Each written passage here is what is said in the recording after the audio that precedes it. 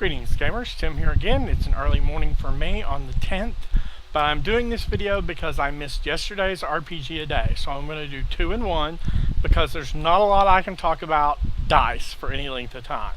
A little bit, but number 9 is your favorite die or dice set, and this is my favorite set, one of them.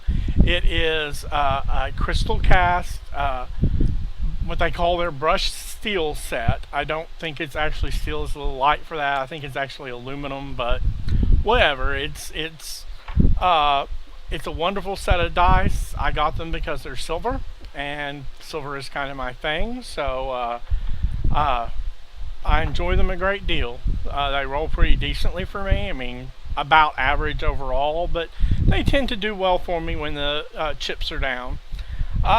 They're really nice. They've got heft to them, and I like that because you can't just drop it and have it bounce and get a number. You have to physically roll it, because if you drop it, you're going to dent what you're dropping it on, or take a chunk out of a wooden table, because they've got enough heft for most of them. I mean, everything I think but maybe the D4 is a little light and won't actually chip something when you drop it on them. But they're a great set of dice, and I've enjoyed them a great deal. You know, they work for me. I have had game science dice, I've had Coplo dice, and you know, really, dice is a matter of taste, and I haven't found any particularly a whole lot better than others, although there are a few that roll really well.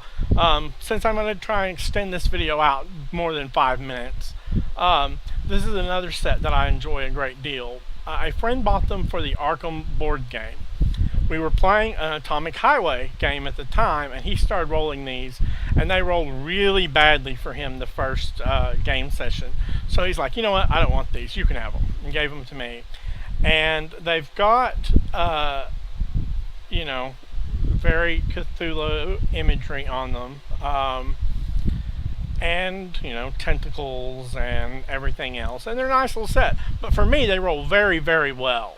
I mean, we're talking, I started using them for Atomic Highway, and their challenges went up just because of the opposed rolls that asked for made it so much harder when I was rolling well that, you know, I pretty much had to switch to other dice so it was more fair.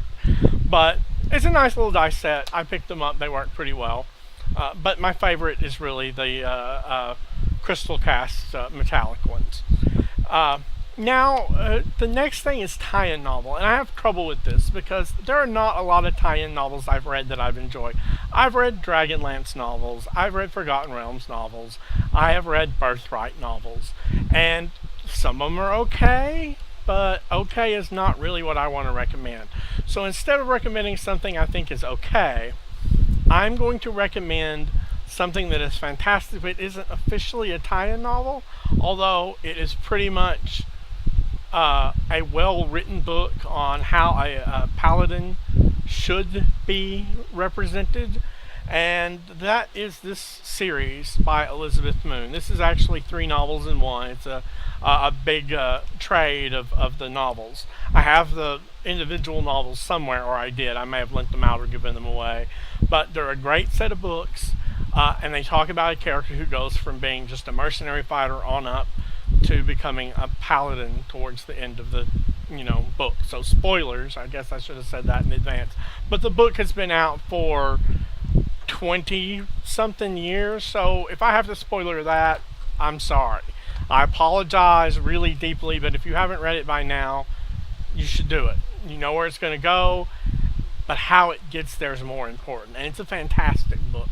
To tell you the truth, it's one of the best representations of that good and just mindset without being a stick in the mud, without being, you know, over the top, without being, you know, and it's really funny because I see a lot of representations of that in web comics, in fiction, of where the paladin is just represented as an ass, and I don't like that because that's not really how they should be.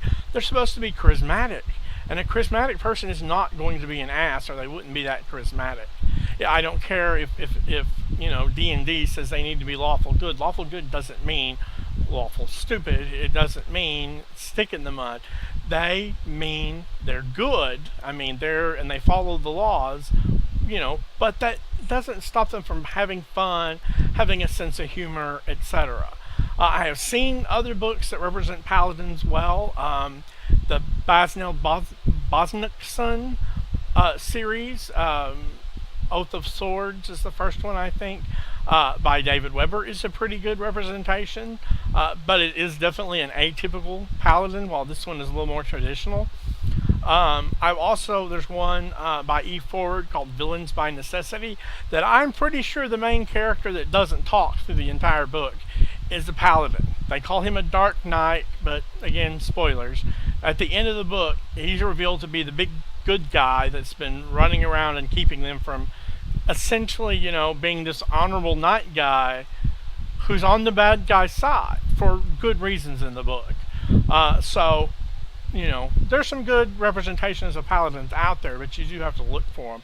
And this one is probably the best of those. So I recommend the book. It's not a Tiein novel officially, but you know what? When I have to choose a great book or an okay book, I'm going to choose a great book and bend the rules a little. Sorry. Anyway, I'll be doing more videos hopefully tomorrow. I may do one today just so I'm ahead of the game, but you'll see it when you see it. Take care. Good gaming.